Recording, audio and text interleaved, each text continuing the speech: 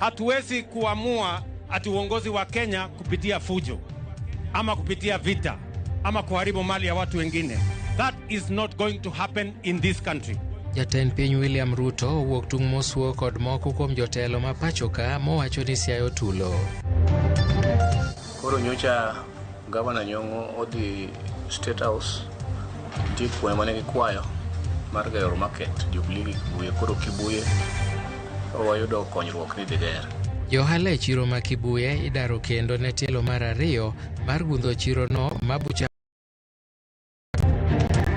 Kenya Sugar Board ochiwo milome mayango ni chenro mag rego sukari e kembe rego niang' mayudore e gwenge ma imbo mar Kenya ochungi kaluwore gi nok mar niang'.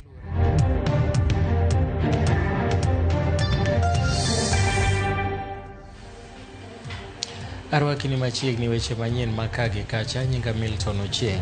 Jatend piny William Ruto kone jok mageto thulo oko sirikal mare nigi paro moleo kendo ni en paro morem ni mar onge thuolo kata nade ma ng'ato nyalo gole godo e telo. Bende Ruto nonyonore ni sirikal mare biro kawo okang' mager kaluwore gi okang' ma bende oganda osebedo ka bayo bila e pachoka kowacho ni ng'ata ng'ata ma biro donjore go bila ibiro kawo ne ondamo mager. Walter Nyambaga nigi mathoth. Tem ketho mondine jomoheri. Ataro mar biuru ira un moganguru mapek. To unu yuduyeyo. Tunaelewana? Wajaribu. Siasa mar loko telo. Koro medo mako mach pachoka. Ekaja tem piny William Ruto. Golo siem mager kapino. Ne joma temo thulo serikande. Nibiro neno gimane pundo ne neburubala. Hamuwezi kutuambia ya kwamba mnaweza kupanga fujo ati mpindue serikali ya Kenya. Tafuteni vizuri. Sijui kama tunaelewana. I want to tell those characters, the ones who are telling us, giving us lectures, that they can change this administration using unlawful, using violence, using unlawful means at before 2027. Let them try. Ruto mane oloso Dagoreti e kinde sidho gedo mag ute manengo gi ogonyore. Okone jok maparo ni loch mare nyalo rumo kapok jochopo yiero maduong' ma 2027 ne oparo modeko kendo moleo. Ni mar siasa mag athuye e kendo sundo oganda kata dho udi e kaka yoro lochore sirikal e gie tok pacho ok ne nyalre. Kwanza niliona ati wanasema ati sasa hawatangojea 2027 ati tupige kura. Ati wanataka kupanga fujo. Ati wapange maandamano. Ati wachome mali ya watu. Ati walete maafa Kenya. Ati ndio wapindue serikali ya Kenya kabla ya 2027. Mimi nataka niwaambie wajaribu. Watajua hawajui. Wajaribu. Allah. Hii ni Kenya ya demokrasia, my friends. Kenya ni inchi ya demokrasia. Jatend piny mane loso mager kajal momuonya pilo chiko. Okone japiny rowere. Ekata jasiasa manyalo wang'o tesendo bila. Ekata monjo bila. En janjore makoch manyaka tokoro toka nyuogo. Ekendo kol oko kamineme. Na kama walikuwa wanafikiria ile walikuwa wanafikiria, wafikirie tena. Because mimi nimenyamaza, mimi nimewavumilia, lakini mahali imefika. Enough is enough. I want to say that for the avoidance of any doubt. Sijui kama tumeelewana jameni. Tumeelewana? Wacha nirudie. Those who attack our police, those who attack our security men and women, those who attack our security installations, including police stations, that is a declaration of war. That is terrorism. We are going to deal with you firmly. Kaniotene kod jaod bura malang'ata Felix Oduor kod Beatrice Elache jatend piny omunono gimomiyo sirikande ema iguro gur pien e kendo pong kod liet mathoth mopogore kod jotend piny mamoko mosekalo e kaka Daniel Arap Moi, Mwai Kibaki kod Uhuru Kenyatta. Na mtu asini unajua wananiambia sijui nini, sijui Moi, sijui Moi. Moi alikuwa rais wa Kenya. Vile Kibaki alikuwa rais wa Kenya. Vile Uhuru alikuwa rais wa Kenya. Na kabla ya Moi kulikuwa na Kenyatta.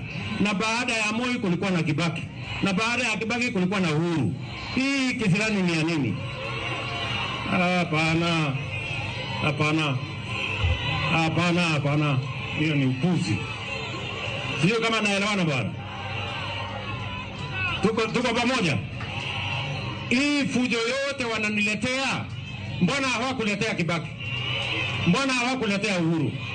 Hii madharau na kiburi ni ya nini? Walter Nyambaga, Ramogi TV.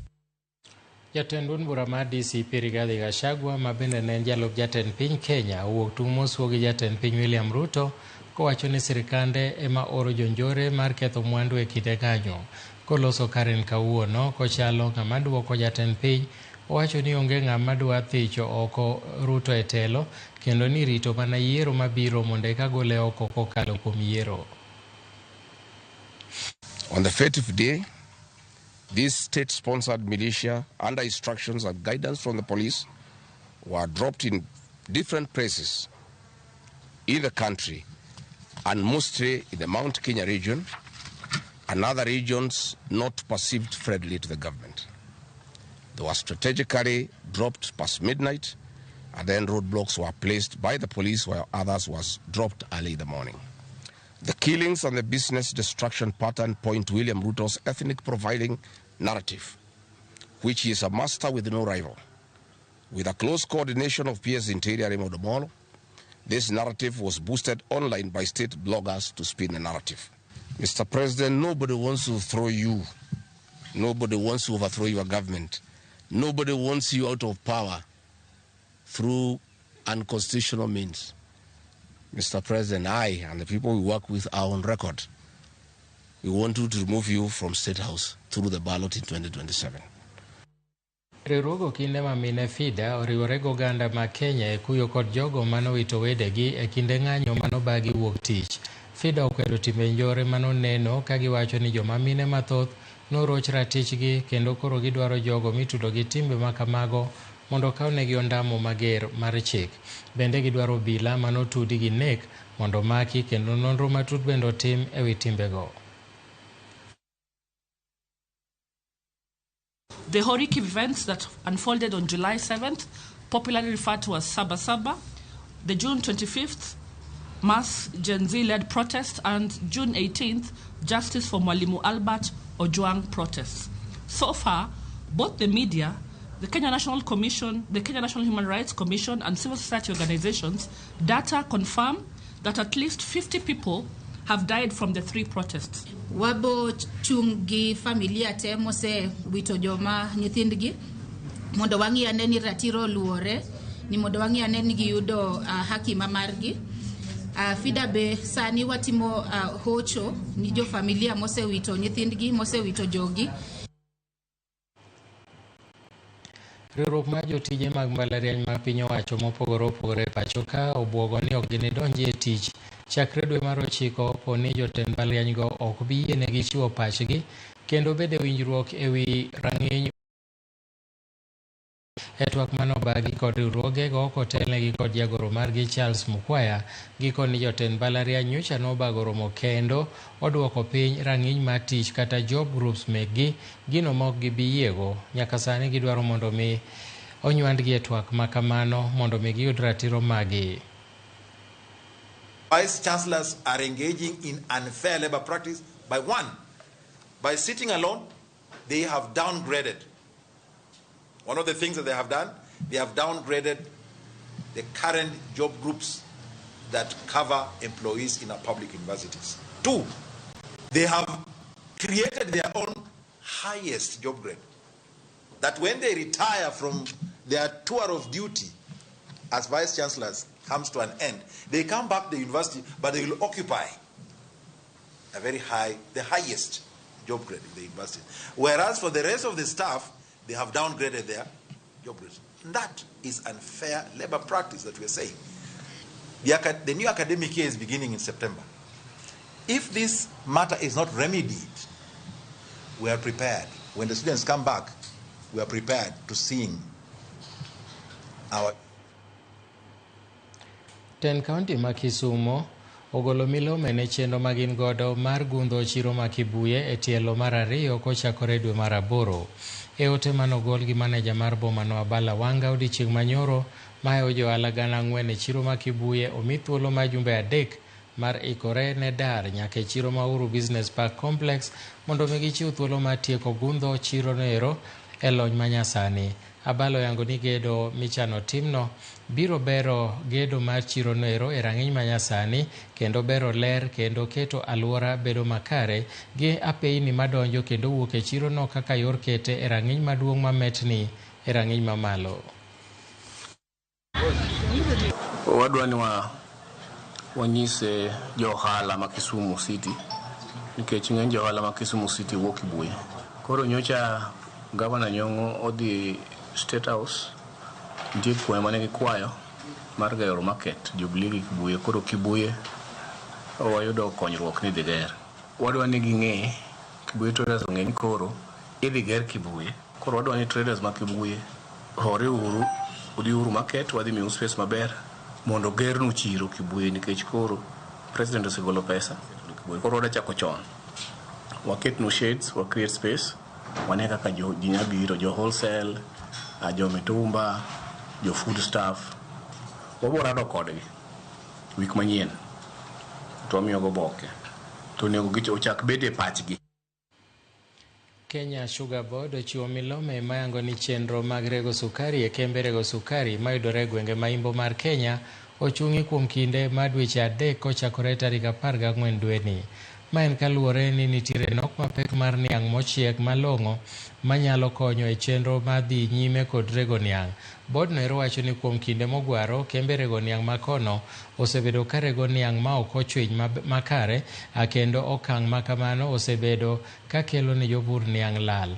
Gilero ni jokanyo mawuok e gwenge ma ochunge rego niang' osebedo kod rombe gi e midhiero makamano kendo chope winjruok achiel mar chungo rego niang' nyaka chop niang' mayudore e kono nyagi makare. Board no bende kwayo jopur mondo med timo pur mar niang' mang'eny mar konyo midhiero makama e kinde mabiro.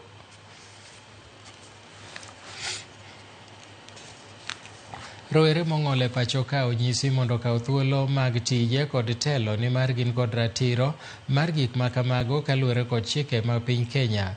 Magi oyangi e kinde mane duol mochung' ne rango kit chwech yango chenro magi ma higni 4 mabiro.